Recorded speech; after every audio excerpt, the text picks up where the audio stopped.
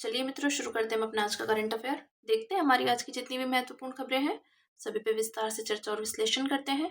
हमारी पहली न्यूज है, अन्य पिछड़ा वर्ग के कल्याण संबंधी संसदीय समिति ने 18वीं लोकसभा को अपनी रिपोर्ट सौंपी। तो इस रिपोर्ट में ओबीसी से संबंधित क्रीमी लेयर की स्थिति से जुड़े मुद्दों की जांच की गई है तथा क्रीमी लेयर के लिए आय सीमा बढ़ाने की सिफारिश की गई है। क्रीमी लेयर के विषय में जानते हैं तो क्रीमी लेयर का विचार 1992 में इंदिरा साहनी मामले से उत्पन्न हुआ था। क्रीमी लेयर से आशय ओबीसीज के तहत सामाजिक आर्थिक रूप से अधिक उन्नत वर्ग से है। इस मामले में सुप्रीम कोर्ट ने सिविल पदों पर क्रीमी लेयर को बाहर रखते हुए ओबीसीज के लिए 27% आरक्षण को बरकरार रखा था। इस फैसले के बाद गठित रामनंदन प्रसाद समिति के आधार पर क्रीमी लेयर में 2 श्रेणियां बनाई गई। पहली, वे लोग जिनके माता पिता किसी विशेष श्रेणी की सरकारी सेवा में हैं तथा वे लोग जो एक निश्चित आय सीमा से अधिक कमाते हैं। वर्ष 2017 में आय की सीमा बढ़ाकर 8 लाख रुपए कर दी गई है। समिति की मुख्य टिप्पणियां देखते हैं तो क्रीमी लेयर से संबंधित मानदंड, कुछ राज्यों में क्रीमी लेयर की स्थिति निर्धारित करने के लिए आय संपत्ति परीक्षण लागू करते समय एक समान मानदंडों का पालन नहीं किया जा रहा है। सिफारिश, तो राज्यों को क्रीमी लेयर के निर्धारण के लिए एक समान नियम को अपनाना चाहिए।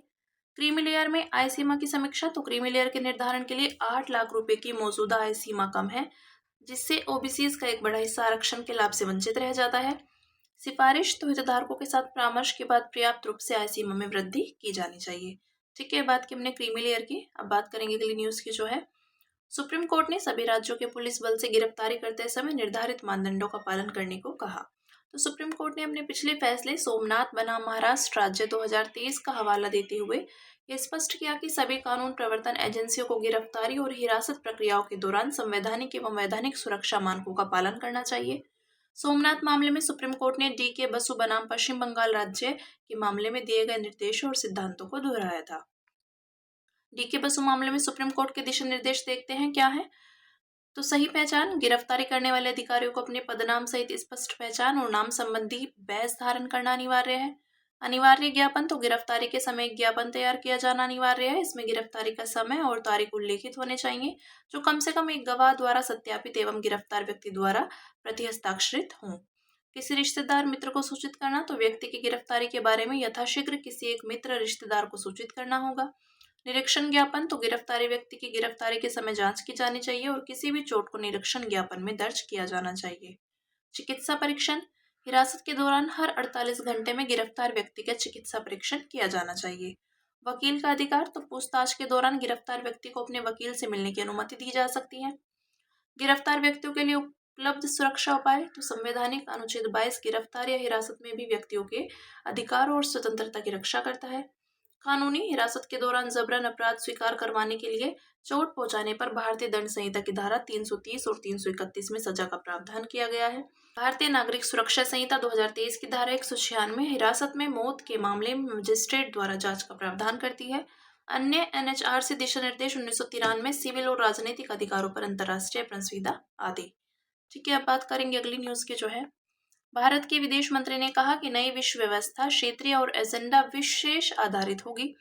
तो हाल ही में भारत के विदेश मंत्री ने bay of Bengal initiative for multi sectoral technical and economic cooperation BIMSTEC शिखर सम्मेलन की तैयारियों से जुड़ी बैठक को संबोधित किया। तो इस अवसर पर उन्होंने कहा कि विश्व व्यवस्था मल्टीलेटरलिज्म से मिनीलेटरलिज्म की ओर बढ़ रही है। ऐसे में बिम्स्टेक जैसे क्षेत्रीय समूह को अधिक महत्वाकांक्षी अप्रोच अपनानी चाहिए।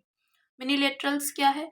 तो मिनीलेटरल्स ऐसे अनौपचारिक और लक्षित समूह होते हैं जिनमें आमतौर पर 3 या 4 देश ही सदस्य होते हैं।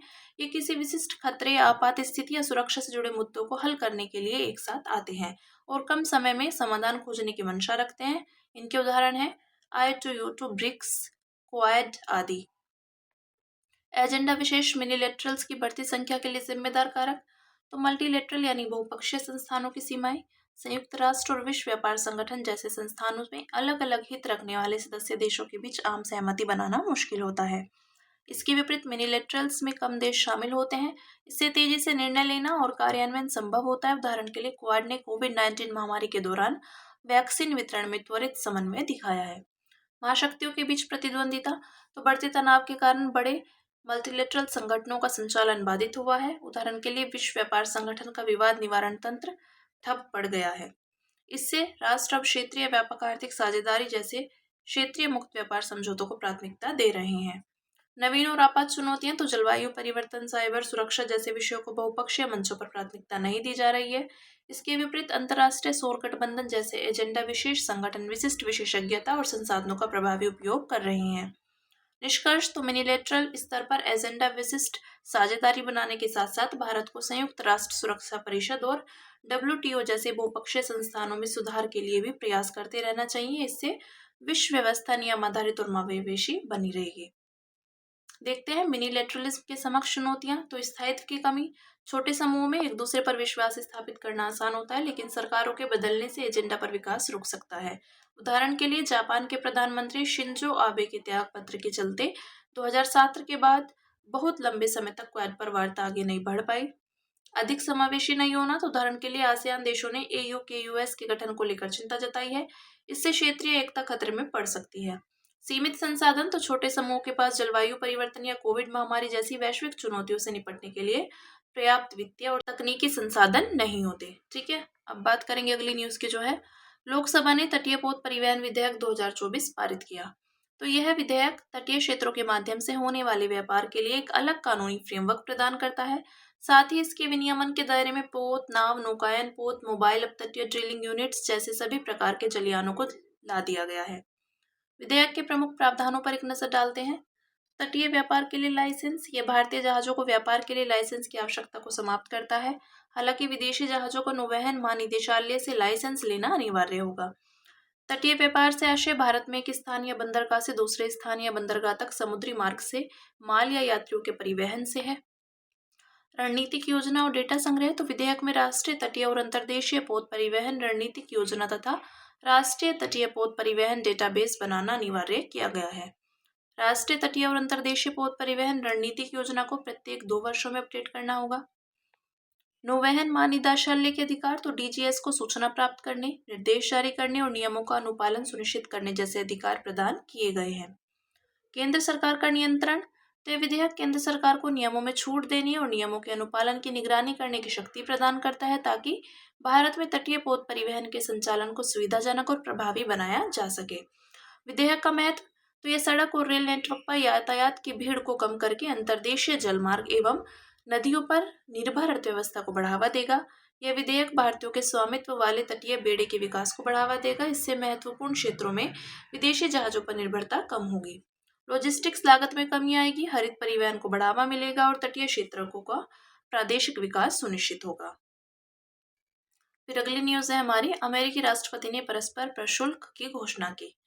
तो अमेरिकी राष्ट्रपति ने परस्पर प्रशुल्क यानी रेसिप्रोकल टैरिफ्स की घोषणा करते हुए 180 से अधिक देशों और अर्थव्यवस्थाओं पर देश विशिष्ट नए टैरिफ लगाए हैं। इसमें सभी के लिए 10% का न्यूनतम टैरिफ लागू किया गया। घोषणा में भारत पर 26% परस्पर प्रशुल्क शामिल है। यह दर भारत द्वारा अमेरिकी आयातों पर लगाई जाने वाली दर की आधी है। परस्पर प्रशुल्क का उद्देश्य उन देशों पर उच्च प्रशुल्क लगाकर व्यापार असंतुलन को दूर करना है जिनके साथ आयात करने वाला देश व्यापार घाटे का सामना कर रहा है। अन्य प्रमुख अर्थव्यवस्थाओं पर लगाए गए सामान परस्पर प्रशुल्क के अधीन चीन 34%, जापान 24%, यूरोपीय संघ 20% आदि।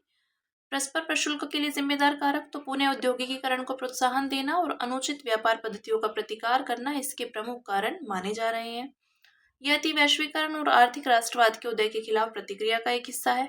आर्थिक राष्ट्रवाद घरेलू विनिर्माण क्षेत्र को बढ़ावा देने, अमेरिका को फिर से समृद्ध बनाने की प्रतिबद्धता आदि में दिखाई देता है। आर्थिक राष्ट्रवाद यह एक आर्थिक विचारधारा है जिसमें देश की अर्थव्यवस्था, श्रम और पूंजी पर घरेलू नियंत्रण को प्राथमिकता दी जाती है। इसके निम्नलिखित 2 रूप हैं। विकासवाद, इसमें राष्ट्रीय विकास लक्ष्यों को प्राप्त करने के लिए औद्योगिक नीति का उपयोग किया जाता है। उदाहरण के लिए स्वतंत्रता के बाद भारत में अपनाया गया योजनाबद्ध आर्थिक मॉडल। व्यापारिकता या अलगाववाद, इसके तहत प्रतिबंधात्मक व्यापार प्रथाओं के माध्यम से किसी राष्ट्र की समृद्धि और शक्ति को बढ़ाने का प्रयास किया जाता है। उदाहरण के लिए अमेरिकी प्रशासन की हालिया अमेरिकी फर्स्ट नीति। फिर नेक्स्ट है, उपराष्ट्रपति के अनुसार लोकतंत्र में शासन संचालन का अधिकार कार्यपालिका के पास है, न कि न्यायालयों के पास। तो उपराष्ट्रपति ने कहा कि लोकतंत्र में शक्तियों के पृथक्करण का सिद्धांत इस बात पर बल देता है कि कार्यपालिका संसद और जनता के प्रति जवाबदेह है, न्यायालयों के प्रति नहीं। शक्ति पृथक्करण की अवधारणा तो यह विचार फ्रांसीसी दार्शनिक मोंटेस्क्यू ने दिया था। यह शासन का एक मूलभूत सिद्धांत है जो किसी एक इकाई या व्यक्ति में शक्तियों के संकेंद्रण पर रोक लगाता है। यह सरकार के कार्यों को अलग अलग शाखाओं, विधानपालिका, कार्यपालिका और न्यायपालिका में विभाजित करता है। लोकतंत्र में शक्तियों के पृथक्करण का महत्व देखते हैं तो यह अवधारणा सत्ता को एक से अधिक केंद्रों में विभाजित करके नागरिकों को राज्य के अत्याचार से बचाने में मदद करती है। उदाहरण के लिए भारतीय संविधान का अनुच्छेद 50 न्यायपालिका और कार्यपालिका के पृथक्करण का प्रावधान करता है। यह सिद्धांत शासन प्रणाली में नियंत्रण एवं संतुलन सुनिश्चित करता है। विधायिका और न्यायपालिका को अपने अधिकार क्षेत्र में रहकर कार्य करने को प्रोत्साहित करता है तथा जवाबदेही को बढ़ाता है। उदाहरण के लिए केशवानंद भारतीवाद में शीर्ष न्यायालय ने मूल ढांचे का सिद्धांत प्रतिपादित करके संविधान में संशोधन करने की संसद की शक्ति को सीमित किया था। यह विधि के शासन और स्वतंत्रता को बनाए रखता है। उदाहरण के लिए एक स्वतंत्र न्यायपालिका कानून की निष्पक्ष व्याख्या कर सकती है जिससे समानता को मजबूती मिलती है। भारत में सत्ता का पृथक्करण तो अमेरिका में अध्यक्षीय प्रणाली के तहत शक्तियों के पृथक्करण के सिद्धांत को सख्ती से लागू किया गया है। इसके विपरीत भारत में कार्यात्मक अतिव्यापन की अनुमति दी गई है। उदाहरण के लिए भारत की संसदीय प्रणाली के तहत कार्यपालिका का गठन विधायिका के सदस्यों में से किया जाता है। स्वतंत्र कार्य प्रणाली सुनिश्चित करता है। उदाहरण के लिए अनुच्छेद 122 और 212 के तहत न्यायालयों को संसद राज्य विधानमंडलों की कार्यवाही की जांच करने से प्रतिबंधित किया गया है। व्यवहारिक परस्पर निर्भरता तो उदाहरण के लिए सुप्रीम कोर्ट और हाई कोर्ट्स के न्यायाधीशों की नियुक्ति राष्ट्रपति द्वारा की जाती है। अब बात करेंगे अन्य सुर्खियों की, जिसमें पहली न्यूज है समुद्री सीवार। तो भारत में सीवीड यानी समुद्री सीवार फार्मिंग का बाजार वर्तमान में 200 करोड़ रुपए का है। साथ ही अगले दशक में इसे बढ़ाकर 3,277 करोड़ रुपए हो जाने की संभावना है। सीवीड क्या है? तो यह प्रचुर पोषक तत्वों वाली समुद्री वनस्पति है। यह महासागरों और समुद्रों में पाई जाती है। इसमें 54 सूक्ष्म पोषक तत्व और आवश्यक पोषक तत्व होते हैं जो कैंसर, मधुमेह, गठिया, हृदय रोग और हाई ब्लड प्रेशर जैसी बीमारियों से लड़ने में सहायक है। सीवीड से बने प्रमुख उत्पाद तो एलिजनेट, यह ब्राउन सीवीड से प्राप्त नेचुरल थिकनर है। इसका उपयोग खाद्य, कॉस्मेटिक्स और दवाइयों में किया जाता है।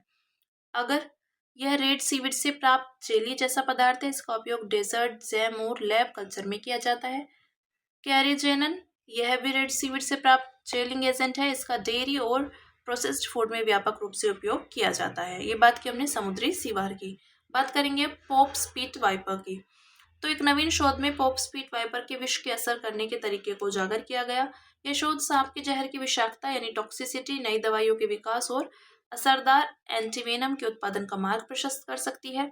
यह शोध इसलिए महत्वपूर्ण है क्योंकि भारत ने 2030 तक स्पंदंश से होने वाली मौतों की संख्या को 50% तक कम करने का लक्ष्य रखा है।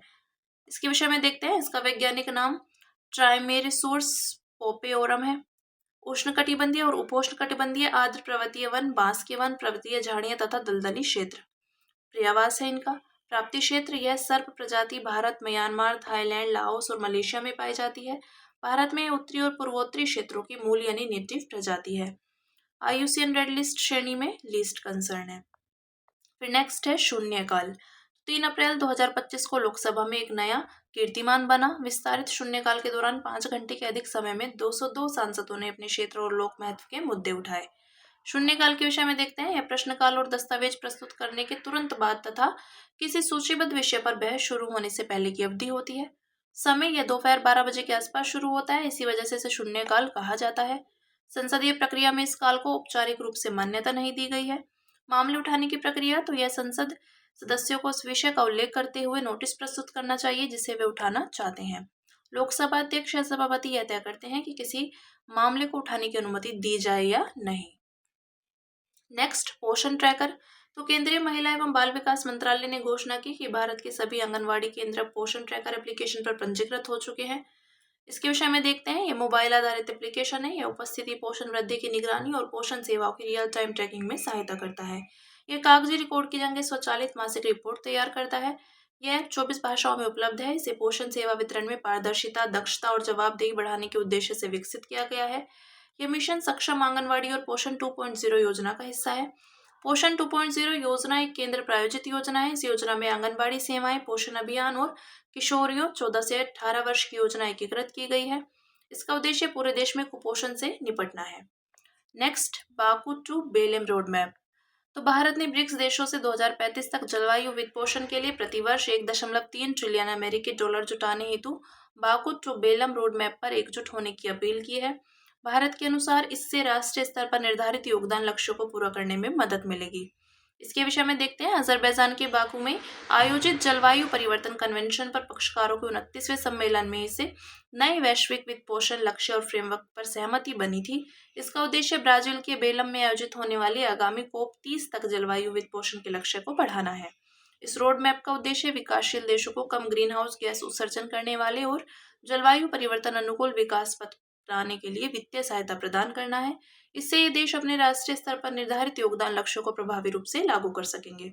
नेक्स्ट, राष्ट्रीय ध्रुवीय एवं समुद्री अनुसंधान केंद्र। तो राष्ट्रीय ध्रुवीय एवं समुद्री अनुसंधान केंद्र अपना 25वां स्थापना दिवस मना रहा है। इसके विषय में देखते हैं, मुख्यालय इसका गोवा में स्थित है।